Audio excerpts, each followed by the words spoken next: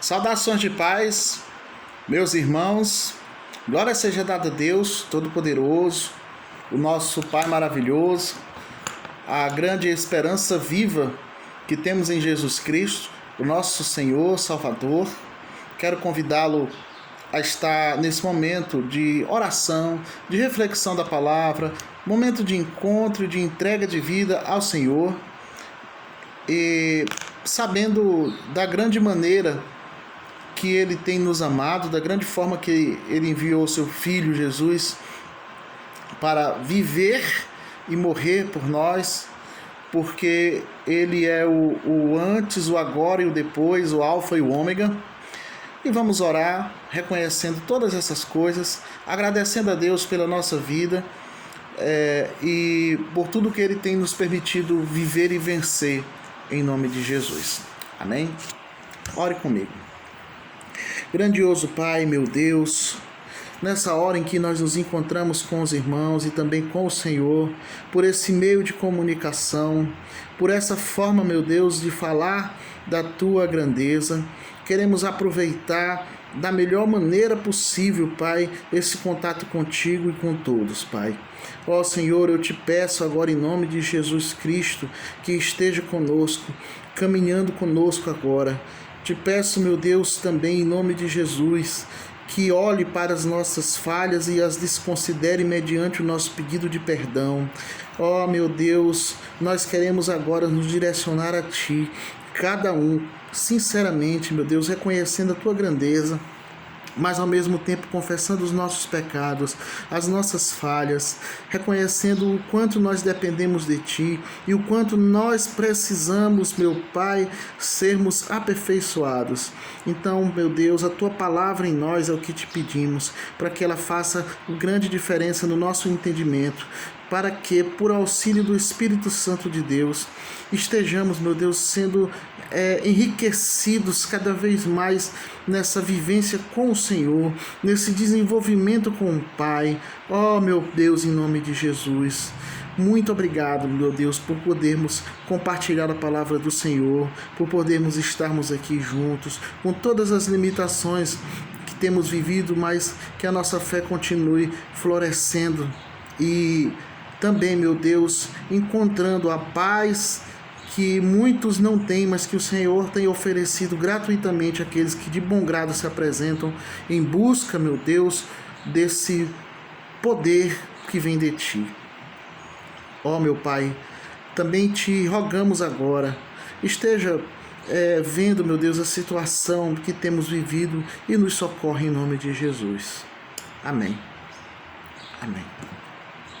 Meus irmãos, nós vamos posteriormente orar mais uma vez e no próximo momento de oração eu peço que você já comece a reunir na sua mente quais são os seus motivos, para que quando estivermos orando você esteja colocando esses motivos diante do Senhor, orando junto conosco, e enquanto esse momento não chega, nós podemos também até perguntar para outras pessoas que estiverem perto de você se existe algum motivo especial de oração, alguém que você esteja lembrando, porque a oração ela não é só do pastor, a oração é de todos nós. Não existe nenhum título ou condição que alguém tenha para orar mais ou melhor do que o outro no que diz respeito à posição. A nossa posição ela é espiritual, ela é de justo. O que precisamos ser é justo, e porque a oração do justo pode muito em seus efeitos. A nossa meditação ela encontra-se em Ageu, no capítulo de número 2. A nossa leitura se dá dos versículos de 1 a 9. Ageu, capítulo 2, de 1 a 9. Você pode acompanhar comigo essa leitura. Bom, então vamos lá. No segundo ano do rei Dário, no 7º mês, ao 21º do mês, veio a palavra do Senhor por intermédio do profeta Ageu, dizendo: Fala agora a Zorobabel, filho de Salatiel, governador de Judá, e a Josué, filho de Zosadaque, e sumo sacerdote, e ao resto do povo, dizendo: quem dentre vós que tenha sobrevivido contemplou essa casa na sua primeira glória? E como vedes agora, não é ela como nada a vossos olhos. Não é ela nada como a vossos olhos? Perdão, meus irmãos, aqui interroga, né? Vamos ler mais uma vez o versículo 3. Quem dentre vós que tenha sobrevivido contemplou esta casa na sua primeira glória? E como a vedes agora, não é ela como nada aos vossos olhos? Ora, pois, sê forte, Zorobabel, diz o Senhor, sê forte, Josué, filho de Josadaque, o sumo sacerdote, e tu, todo o povo da terra, sê forte, diz o Senhor, e trabalhai, porque eu sou convosco, diz o Senhor dos exércitos. Segundo a palavra da aliança que fiz convosco, quando saíste do Egito, o meu espírito habita no meio de vós, não temas. Pois assim diz o Senhor dos exércitos, ainda uma vez, dentro em pouco, farei abalar o céu, a terra, o mar e a terra seca. Farei abalar todas as nações, e as coisas preciosas de todas as nações virão. E encherei a glória a esta casa, diz o Senhor dos exércitos. Minha é a prata, meu é o ouro, diz o Senhor dos exércitos. A glória desta última casa será maior do que a primeira, diz o Senhor dos exércitos. E neste lugar darei a paz, diz o Senhor dos exércitos. Quem é que está dizendo aqui? É o Senhor dos exércitos. No final enfatiza muito isso. E no início, ali no versículo 2, o Senhor começa dizendo a Ageu assim: fala agora. É a palavra de Deus vindo ao profeta para que ele haja como um interlocutor do Senhor. Mas como a gente sempre vê, o Senhor faz questão de dizer que é Ele quem está falando, até mesmo porque nós não temos condições de falar por nós mesmos. Se é algo que precisamos e que podemos aprender aqui, não apenas esse texto, mas em muitos outros que estão contidos na palavra do Senhor, principalmente no Antigo Testamento, é que quem fala é Deus. E se nós falamos aquilo que Deus determinou que falássemos. Não temos autonomia para mencionar alguma coisa que não provenha de Deus, ou seja, alguma coisa que seja extremamente nossa ou do homem. Entendendo isso, tendo ciência disso, nós acabamos por nos assumirmos como instrumentos do Senhor.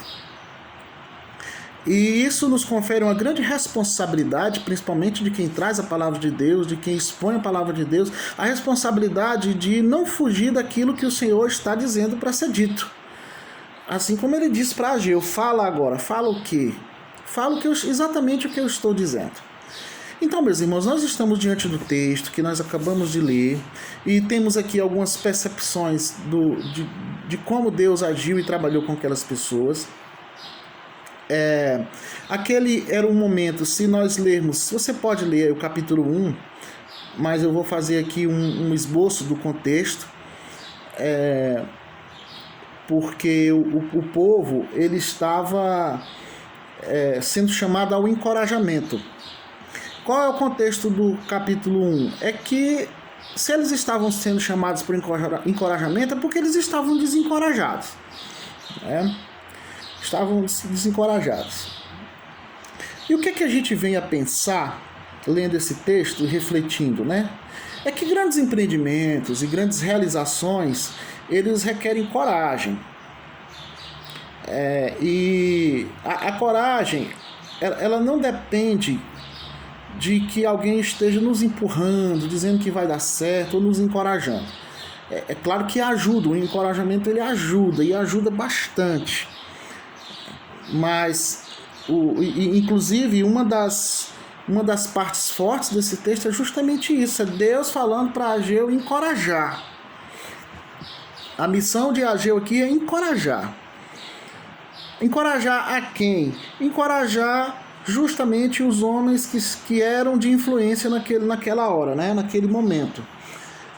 E aí no versículo 2 ele diz: fala agora a Zorobabel, filho de Salatiel, governador de Judá, e a Josué. Então Zorobabel e Josué eram as pessoas que ocupavam a posição política e, vamos dizer assim, religiosa ou espiritual daquele momento. Eles eram os líderes.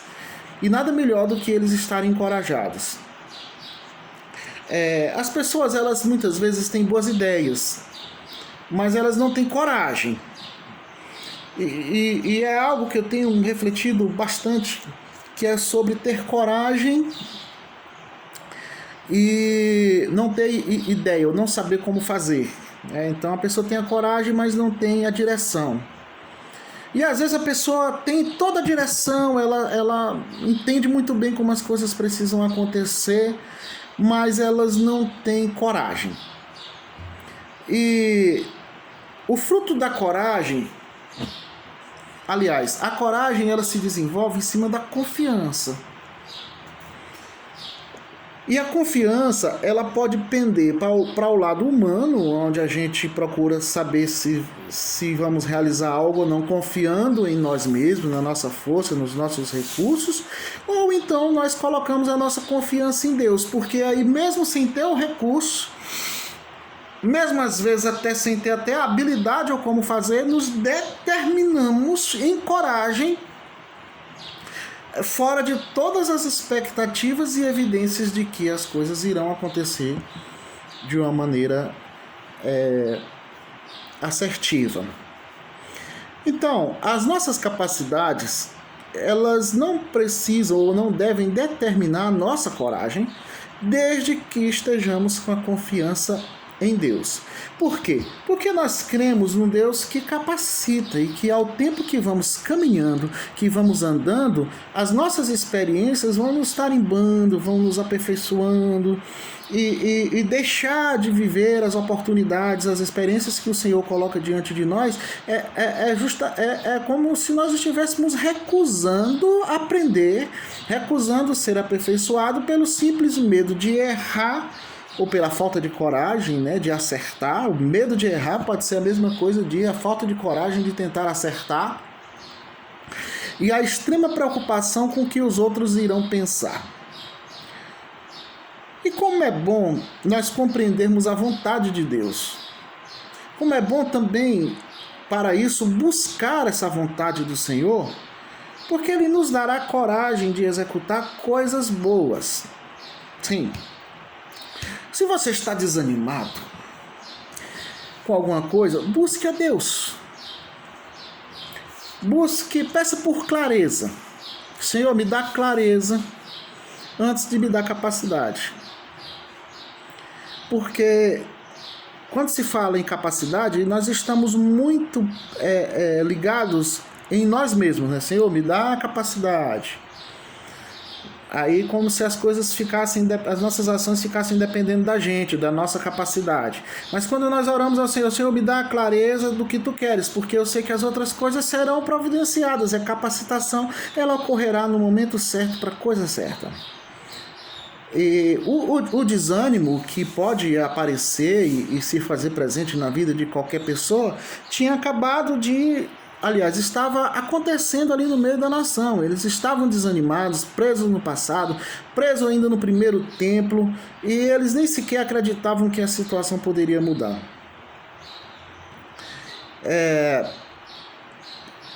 Aí nós chegamos em uma conclusão que eles chegarem naquele tempo também, é que a relação com Deus ela não se dá com aquilo que se faz, naquilo que se realiza. Eu queria deixar isso de uma maneira muito enfática, porque essa é uma lição importante. Veja só, a autenticidade da nossa relação com Deus não se baseia naquilo que nós realizamos, naquilo que nós fazemos. Isso tem a ver com a salvação que não vem de obras, para que ninguém se glorie. Se a nossa relação se baseasse no que fazemos, aqueles que tivessem mais recursos e mais capacidades estariam em vantagem, e essa vantagem ela não existe. Na verdade, o realizar na obra de Deus é uma resposta que damos de acordo com o que temos recebido do Senhor como missão e como capacidades que Ele vai nos dando, como eu bem já falei, ao longo do tempo. Como é que estava o povo antes desse chamado de encorajamento? Como é que eles estavam? Eles estavam vivendo uma inversão dos seus próprios esforços.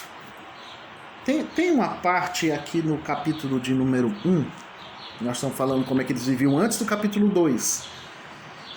No versículo 9, Ageu 1:9. Esperastes o muito, e eis que veio a ser pouco.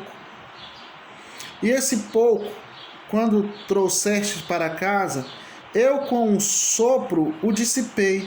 Por quê? Diz o Senhor dos Exércitos: por causa da minha casa, que permanece em ruínas. Ao passo que cada um de vós corre por causa de sua própria causa. Como é que se chama isso? Individualismo. Cada um correndo por si só. E por mais que trabalhassem, o resultado nunca era o suficiente. Por isso que eu estou usando esse termo aqui, que eles estavam vivendo uma inversão dos próprios esforços. Quanto mais eles se esforçavam, menos eles conseguiam. Quanto mais eles lutavam por eles próprios, por cada um, naquele individualismo, por mais que a pessoa tentasse se estabelecer de maneira individual, eles regrediam. E o Senhor traz aqui uma grande lição quando ele encoraja a Israel a deixar o individualismo e trabalhar pelas coisas que são também de Deus. Eles estavam trabalhando apenas para os seus próprios sonhos, apenas para os seus próprios planos, apenas para os seus próprios desenvolvimentos. Como é que se chama isso? Se chama ignorar. A palavra é essa: ignorar a obra do Senhor. Ignorar é o quê? Fazer de conta que não existe. Como diz no versículo 9 do capítulo 1, enquanto eles trabalhavam para que sua casa, para que as suas posses se desenvolvessem, a casa de Deus estava em ruínas. Aí a gente fica naquela, quem é que pode mais? Será que Deus não iria ver isso? Um dos grandes perigos que o homem de Deus, a mulher de Deus, pode cair ou se submeter é o perigo do individualismo, de querer apenas desenvolver a sua vida pessoal e não se envolver também, e eu falo também, na causa que é do Senhor. É claro, meus irmãos, que Deus ele pode mostrar o passado bom, e foi isso que ele fez. Ele mostrou a glória da primeira casa, ele lembrou o que ele havia feito no meio do povo, e agora ele também traz a realidade, não a lembrança, mas a realidade de que esse povo, quando ganhou a sua autonomia, começou a esquecer-se de Deus. E como nós temos visto isso ao longo do tempo, ao longo da vida, com pessoas diferentes, que quando começam a desenvolver-se na vida, começam também a afastar-se de Deus, porque começam também a achar-se autossuficiente, confiando mais no que tem do que no Deus que os fez o ter. Todos sentiam falta do primeiro templo, mas nem todos queriam fazer algum esforço para que ele fosse restaurado. Então Deus não os queria preso ao passado, o bom passado. O que nós fizemos antes era muito bom. O passado não pode fazer muita coisa por nós. Já que o individualismo era real, o trabalho era inútil. O que é um trabalho inútil? É o que não serve para nada, ou apenas para a própria pessoa, mas que não traz nenhum desenvolvimento aos demais. E ainda o versículo 2, que é um versículo muito importante dentro desse texto, que começa a tratar da renovação das forças. Renovar as forças não é apenas uma disposição física, é uma disposição mental também, uma disposição de acreditar. Nós podemos ter uma disposição física para realizar alguma coisa, mas não acreditar. E por não acreditarmos, acabamos não empenhando nenhum esforço, porque a gente não vê resultado ou futuro naquilo. E aí o Senhor traz aqui no capítulo 2, versículo 2, no versículo 3, que diz: quem dentre vós que tenha sobrevivido contemplou essa casa na sua primeira glória? Deus está puxando para o passado para que eles viessem a refletir através de Ageu, para que eles considerassem como razoável considerar o que Deus havia feito e como o Senhor poderia fazer mais ainda. Deus está aqui ampliando os limites. Deus está dizendo para eles que o que ele irá fazer é bem mais do que ele já tinha feito. Não duvidar do que Deus pode fazer é um elemento que está ligado à fé, à confiança. E Ageu ele não economizou na hora de encorajar. É isso, não economizar na hora de encorajar. Por quê? Porque o contrário já havia acontecido. O desencorajamento já era presente, não era novidade. Se alguém chegasse desencorajando, não seria novidade alguma. Então, no meio da calamidade, Ageu chega e faz o que ninguém imaginaria, porque Deus mandou que ele trouxesse à memória o que ele tinha, que Deus tinha feito no passado, para que se lembrasse de que ele ainda é capaz, que ele ainda era Deus. E esse refazer do ânimo era necessário para que, a começar pelos mais importantes, a começar pelos líderes, estes acreditassem e levassem o povo a acreditar também. Aí eu estava pensando, para que serve o refazer? Qual é a utilidade de refazer? A gente refaz as coisas para consertar, é uma das possibilidades. Mas no caso aqui do texto não era apenas um conserto, era um aperfeiçoamento. Eu explico. Deus não queria apenas restaurar primeiro templo, a primeira casa, exatamente como era.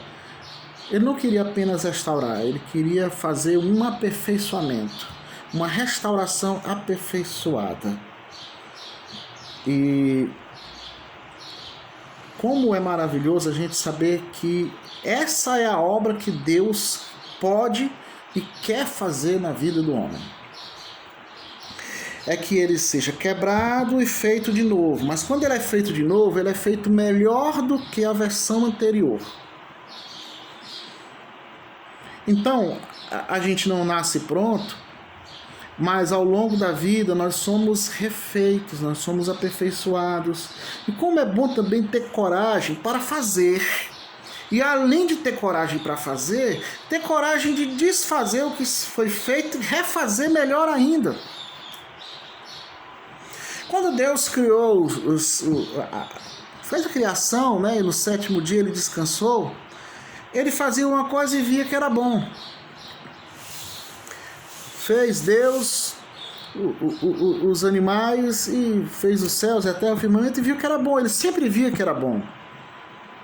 E esse prazer e essa satisfação de ver as coisas feitas, realizadas, nos dá uma sensação de que o Senhor nos ajudou em cada momento. E aí a gente faz o quê? A gente coloca um ponto final na obra de Deus que Ele tem em nós? Não é assim. O que Deus é uma fonte de coragem para aqueles que o buscam. E eu também fico imaginando, será que nós estamos aqui na Terra procurando o final da tarefa para a gente poder ficar sem fazer nada?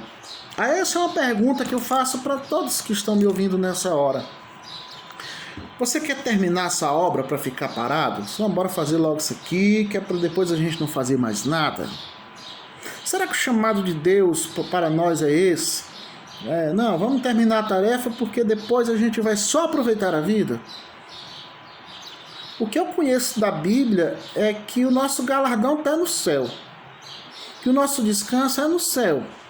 E enquanto nós estivermos aqui como aqueles que servem e que trabalham pela obra de Deus, à medida que nós encerramos alguma coisa, nós tratamos de fazer outra ou de aperfeiçoar aquilo que foi feito. Ou nós somos crentes estacionários. Parados, estáticos, porque já estamos prontos. Nos julgamos como aqueles que já estão prontos. Misericórdia, Senhor. Misericórdia. Permita-se ser aperfeiçoado por Deus tantas e quantas vezes forem necessárias. Permita-se fazer e depois refazer e depois aperfeiçoar e aperfeiçoar de novo. E enquanto nós estivermos aqui, nós damos glória a Deus pela oportunidade de sermos aqueles que veem a glória do Senhor sucessivas vezes naquilo que Ele opera através da nossa vida no decurso da nossa trajetória com Ele. Cada vez mais e melhor. Era assim que Deus estava trabalhando com aquelas pessoas, os encorajando. Por fim, 2 recados. O primeiro, não se deixe desencorajar. Mesmo que a palavra que venha seja diferente da de Ageu, mesmo que seja aquela palavra que diz que não vai dar certo, que não vai funcionar, como se não pudéssemos errar, como se não pudéssemos tentar outra vez, como se não pudéssemos fazer como o oleiro fez, que é quebrar a vida e fazer de novo, porque é assim que trabalha o oleiro, ele faz uma obra, se não ficar do jeito que ele imaginava, ele desfaz e faz outra vez, e assim Deus tem trabalhado, assim trabalha o oleiro, e se a gente precisa pegar esse exemplo que é do Senhor e colocar na nossa vida, encorajando, tente mais uma vez e cada vez vai ficando melhor. O segundo recado, esse recado em nome de Jesus: não desencoraje aquele que está labutando em uma boa obra. Não desencoraje aquele que tem tentado fazer boas coisas. Às vezes a pessoa pode até estar fazendo da maneira não tão correta, mas ela está na busca do acerto. Eu particularmente tenho aprendido, isso é um exercício, a não fazer questão de me aproximar do desencorajamento. Aonde tiver o desencorajamento, eu não quero estar ali. Se for necessário, tudo bem, mas não é por vontade. Eu prefiro estar lá com Ageu. Eu quero ouvir o que Ageu falou para Josué. Eu quero ouvir o que Ageu falou para as pessoas daquele lugar. Eu quero estar ouvindo o que Deus falou para Ageu falar. Eu quero também falar aquilo que Ageu falou. Não é esse um bom lugar? Não seria essa uma boa posição para nós? Do que ficar, não vai dar certo, não é assim, é tempo perdido. Olha aí, viu como não funcionou? É claro que ainda não funcionou. Até Deus fez uma segunda casa, que foi melhor do que a primeira. E ficamos aqui nós tentando colocar limite nas pessoas, né? Como se elas não tivessem uma nova chance. Se Deus nos dá a chance de nos refazermos diante dos pecados da nossa vida, imagine de obras que são feitas por mãos de homens. A obra que Deus tem para fazer em nós é bem maior. Repito, mas não é por obras. O que determina o nosso relacionamento com Deus não é o que se faz. O que a gente faz é um resultado da comunhão que temos com Deus, né? É só uma questão de colocar as coisas em ordem. Primeiro, o nosso relacionamento com Deus, sendo ele sadio, saudável e firme, bem consolidado, aí sim a gente naturalmente se dispõe a fazer a sua obra. Fiquemos aqui, vamos orar. Vamos orar. Lembra no início que eu falei para você lembrar, ou pelo menos memorizar aquilo que você deseja que o Senhor esteja lhe atendendo. Coloque diante do Senhor os pedidos que você tem. E no meio da minha oração, eu vou colocar o pedido por encorajamento. Amém? Oremos. Meu grandioso Senhor, meu grandioso Deus, não é à toa que nós estamos aqui diante de Ti. Não é à toa que nós estamos buscando a Tua presença. Mesmo, meu Pai, em tempos diferentes, nós não desistimos de acreditar que o Senhor pode nos dar além do que poderíamos fazer sozinho. E é nisso que nós confiamos, porque a Tua força vai além das nossas capacidades. É muito bom saber disso, que o Senhor vai além daquilo que nós podemos ser ou fazer ou ter. Senhor, eu te peço por cada motivo de oração que as pessoas têm apresentado diante de Ti agora, Pai. Oh, meu Deus, maravilhoso Pai, em nome de Jesus. Nos faz, meu Deus, vencedores que enxergam a Tua vontade e não meramente aqueles que vivem por obra do acaso. Meu Pai, em nome de Jesus, nos livre de todo mal. Colhe agora as nossas orações, colhe agora os nossos motivos, nossas súplicas e petições em nome de Jesus Cristo. Amém. Amém. Fiquemos em paz, meus irmãos, e diante da palavra de Deus. Amém.